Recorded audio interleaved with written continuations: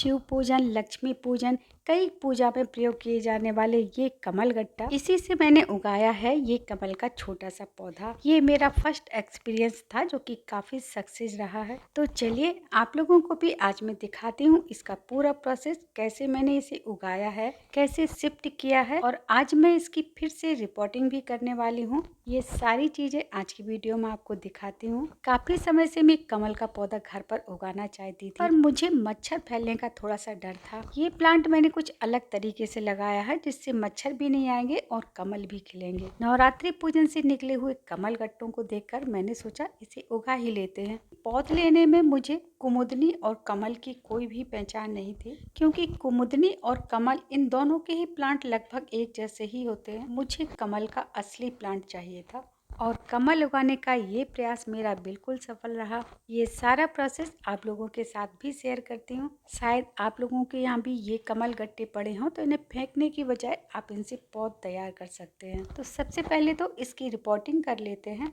अभी इसको रख देते हैं साइड से और रिपोर्टिंग के लिए तैयार कर लेते हैं नया पॉट। आमतौर पर लोग ऐसा करते हैं कि किसी बड़े से टब में सीधा मिट्टी डालकर पौध लगा देते हैं, पर उसमें ना मच्छरों की समस्या आ सकती है। तो मैंने इसे कुछ अलग तरीके से लगाया है। अब ये छोटा सा मिट्टी का तसला भी देखिए नवरात्रि पूजन का ही निकला हुआ है, तो इसमें हमें होल बनाने की कोई ज़रूरत नहीं है। आप देख सकते हैं मैंने इसमें एक भी छेद नहीं किया है। अब इसमें हम डालते हैं मिट्टी। ये मेरी पुराने गमले की यूज की हुई मिट्टी है जिसमें रेत और कंपोस्ट पहले से ही मिला हुआ था। अभी हमें इसमें कोई भी खाद नहीं मिलानी है। इसके लिए आप चिकनी, काई वाली या फिर तालाब की मिट्टी भी यूज कर सकते हैं। मिट्टी की अच्छे से साफ सफाई कर लेंगे, पुराने पौधों की जड़ें और कीड़े वगैरह ना हो। केवल आधा मुट्ठी नीम खली ऐड करेंगे ताकि कोई फंगस वगैरह ना लगे। सेंटर पर प्लांट रखने के लिए थोड़ा सा गड्ढा बना लेंगे। अभी मैं ज़्यादा गहरा पॉट यूज़ नहीं कर रही हूँ। प्लांट के साइज के हिसाब से धीरे धीरे आप इसके पॉट को बड़ा करते रहें। अब निकालते हैं इस प्लांट को बाहर। ये तो आपने भी सुना होगा कि कमल कीचड़ में ही खिलता है, तो प्लांट के ऊपर हमेशा पानी भरा रहना चाहिए। अब इसका रीज़न बताती हूँ कि मैंने इसे सीधा कीचड़ की मिट्टी में क्यों नहीं लगाया है। क्योंकि हर 5-6 दिन में मैं इसका पूरा पानी चेंज कर देती हूँ ताकि मच्छरों के अंडे इसमें ना पनपने पाएँ। पानी निकालने के बाद पॉट को अच्छे से धुल लेंगे। अब हम इसमें भरेंगे ताज़ा पानी। टब में आपको पानी पॉट के साइज के हिसाब से भरना है। जिस पॉट में हम प्लांट को लगा रहे हैं उससे 3-4 इंच ऊपर तक पानी रहना चाहिए। अब हम प्लांट को नए पॉट में शिफ्ट करेंगे।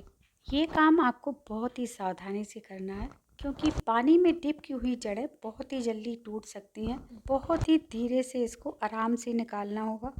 पहले तो इस पॉट में भी जो पानी भरा हुआ है उसको निकाल देते हैं।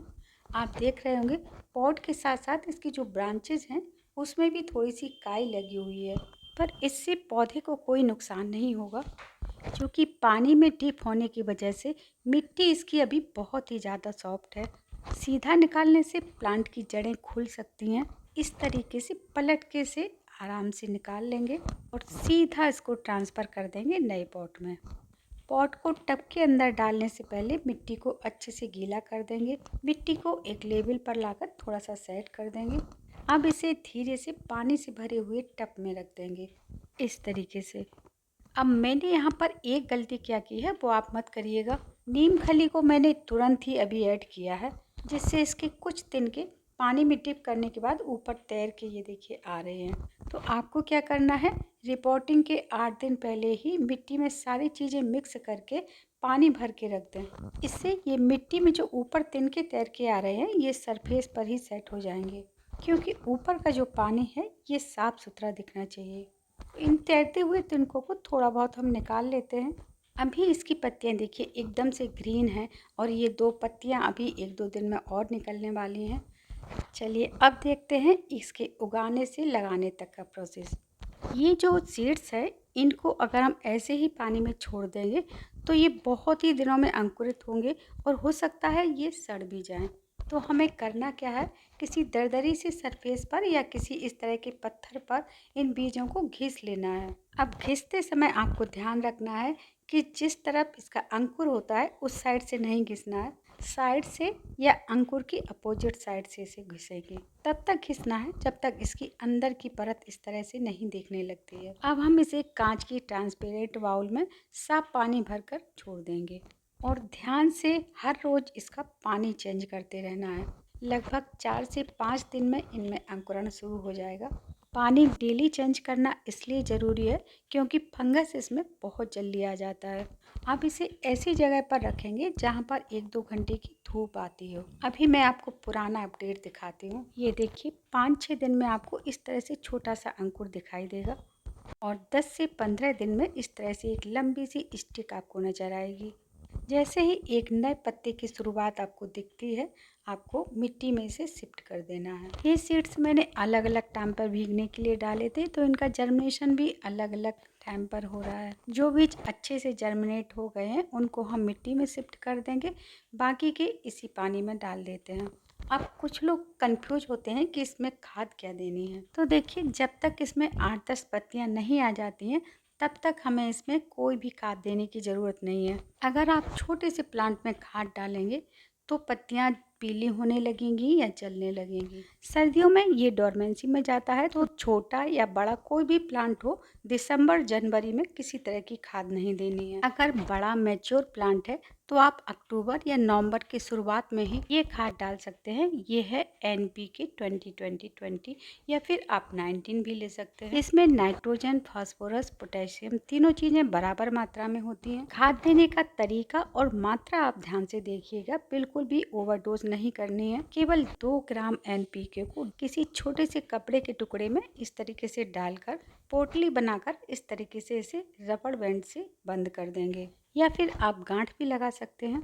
अब इस पोटली को हम पॉट की मिट्टी के अंदर दबा देंगे। इससे धीरे धीरे ये रिलीज होकर प्लांट तक पहुंचता रहेगा। ध्यान रखें, खाद को पानी में खुला नहीं छोड़ना है, वरना पत्तियां खराब हो सकती हैं। विंटर में आप इसे 3 से 4 घंटे की फुल सनलाइट में रखिएगा। पानी इसी तरह आपको 8-10 दिन में चेंज करते रहना है। वैसे कमल का प्लांट उगाने में मैं भी आप लोगों की तरह ही बिल्कुल नई हूँ। मैंने भी ये प्लांट गूगल और यूट्यूब की हेल्प लेकर ही उगाया है। लोटस को सीड से ग्रो करने में अगर आप भी मेरी तरह बिगनर्स हैं तो प्लांट उगाते समय छोटी छोटी सी बातों का ध्यान जरूर रखिएगा। अंकुरण के समय बीज को 1-2 घंटे की धूप में रखें। बीज में फंगस न लगे इसके लिए पानी डेली चेंज करते रहें। पत्तियां आने के बाद प्लांट को 3 से 4 घंटे की मॉर्निंग सनलाइट में रखें। अभी सर्दियां आने वाली हैं तो कोई भी खाद नहीं देना है। टब का पानी 8 से 10 दिन में बदलते रहें। सर्दियों में जो पानी टब में डालें वो नॉर्मल टेम्परेचर का होना चाहिए। टंकी का ज़्यादा ठंडा पानी नहीं भरना है। इस तरह से कुछ ही दिनों में आप लोगों के प्लांट में भी सुंदर सुंदर कमल के फूल खिलेंगे। अगर आप लोगों को कोई और भी जानकारी हो तो आप लोग मुझे ज़रूर बताइएगा। जल्दी ही मिलते हैं नए अपडेट के साथ। Thank you.